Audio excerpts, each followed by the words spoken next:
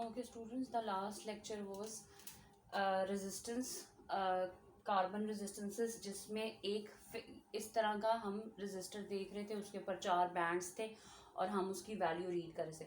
अच्छा, और with the tolerance वही +-10% और +-5% या +-20%, मगर इसकी वैल्यू में जो भी डिफरेंस आ रहा है वो उसी रेंज के अंदर रहेगी वैल्यू विद द एरर या जो भी हमारे पास मौजूद है.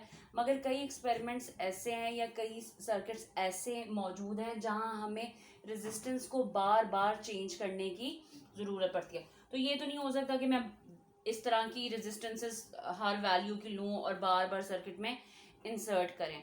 तो उसके लिए आसान तरीका क्या है कि हम एक इक्विपमेंट है, एक इंस्ट्रूमेंट है, आपका डिवाइस है रियोस्टैट, उसको इस्तेमाल कर लें. ठीक है जी.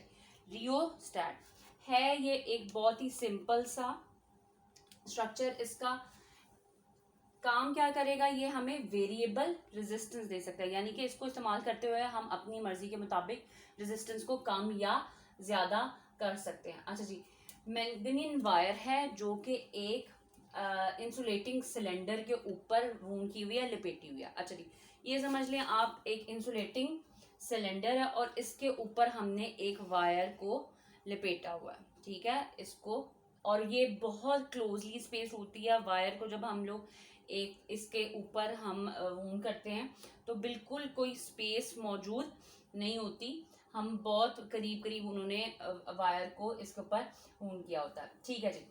अब इसके 3 टर्मिनल्स होते हैं. ठीक है, एक ए, एक बी और एक समझें इसके ऊपर आपका, चलें लेट मी ड्रॉ इट. ठीक है जी, एक ए टर्मिनल होता है और ये उसके ऊपर ये रॉड है, दिस इज बी टर्मिनल, और इसके ऊपर एक सी टर्मिनल होता है. ठीक है, ये सिलेंडर है, इसके ऊपर मैग्नेट वायर वूंड की होती है, वेरी क्लोजली स्पेस, आपको नजर भी नहीं आता होता ये सिलेंडर.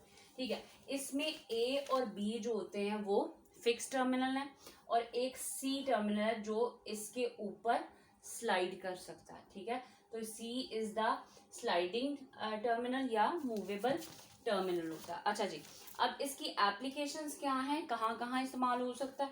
एज वेरिएबल रेजिस्टर इस्तेमाल हो सकता है, यानी कि इसको इस्तेमाल करते हुए मैं किसी भी सर्किट में रेजिस्टेंस की वैल्यू को डिक्रीज या इंक्रीज कर सकती हूँ according to our needs.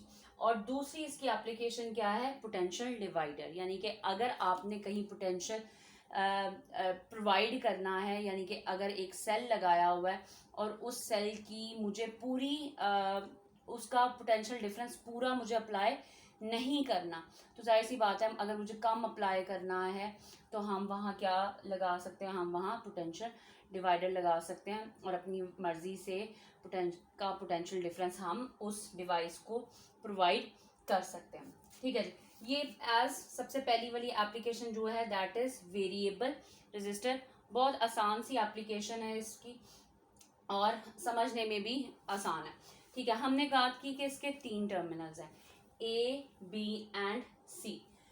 A and B are fixed while C can be moved. जब आपने इसे वेरिएबल रेजिस्टर के तौर पे इस्तेमाल करना है तो इसका ए और सी टर्मिनल आपने उस सिस्टम के उस सर्किट के अंदर इंसर्ट किया. ठीक है, अब सी कैन बी मूव्ड और लेट्स अज्यूम अगर हम बात करते हैं कि इस पूरी वायर की जो हम या रियोस्टैट की जो रेजिस्टेंस है दैट इज आर.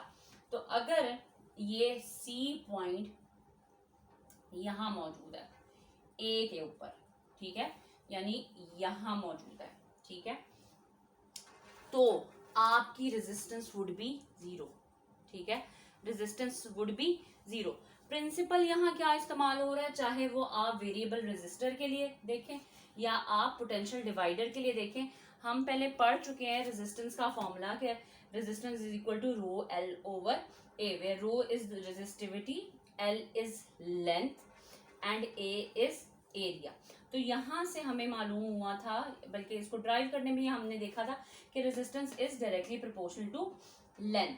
और वो भी हम लोगों ने उसका रीजन देखा था कि जैसे जैसे लेंथ ज़्यादा होती जाएगी the chances of collision of free electrons with atoms increase करते जाएंगे या वो फ्रीक्वेंट होते जाएंगे, तो रेजिस्टेंस बढ़ती जाएगी, क्योंकि resistance as we know is opposition to the flow of current. ठीक है जी, तो जितनी फ्री इलेक्ट्रॉन्स कोलाइड ज़्यादा करेंगे एटम्स ऑफ द लेटेस्ट से, उतनी ज़्यादा ऑपोजिशन है और उतनी ज़्यादा रेजिस्टेंस है। तो जाहिर सी बात है, अगर एक वायर इतनी है तो एक फ्री इलेक्ट्रॉन के रास्ते में एटम्स कम आएंगे as compare to this wire की लेंथ अगर हम लें तो। ठीक है जी, resistance is directly proportional to length. तो यहाँ भी अगर ये मूव कर रहा है सी टर्मिनल, यहाँ से यहाँ जा रहा है, फिर यहाँ जा रहा है, तो हम क्या वेरी कर रहे हैं एक्चुअल में, हम उसकी लेंथ वेरी कर रहे हैं। और लेंथ वेरी करेंगे तो इसका मतलब है रेजिस्टेंस भी वेरी होगी। ठीक है, वही चीज अगर हम ए से दूर जा रहे हैं, शिफ्टिंग अवे फ्रॉम ए, तो हमारी रेजिस्टेंस इंक्रीज होगी डिक्रीज होगी। ठीक है, लेंथ इंक्रीज कर रही है तो फिर रेजिस्टेंस भी इंक्रीज करेगी। ठीक है, या दूसरा क्या, अगर we are moving towards a, यानी कि ए की तरफ आ रहे हैं इस टर्मिनल सी को लेते हुए, तो फिर रेजिस्टेंस डिक्रीज करेगी क्योंकि लेंथ हम डिक्रीज कर रहे हैं। तो यहाँ से काम क्या हो रहा है, हम सी टर्मिनल को मूव करके लेंथ को वेरी कर रहे हैं, और लेंथ वेरी हो रही है तो हमारी रेजिस्टेंस भी वेरी हो रही है। तो यहाँ हम 0 से लेके आर जो इसकी पूरी रेजिस्टेंस है वहां तक रेजिस्टेंस को वेरी कर सकते हैं। So I guess this was an relatively easy as compared to potential divider, which we would be covering in the next video.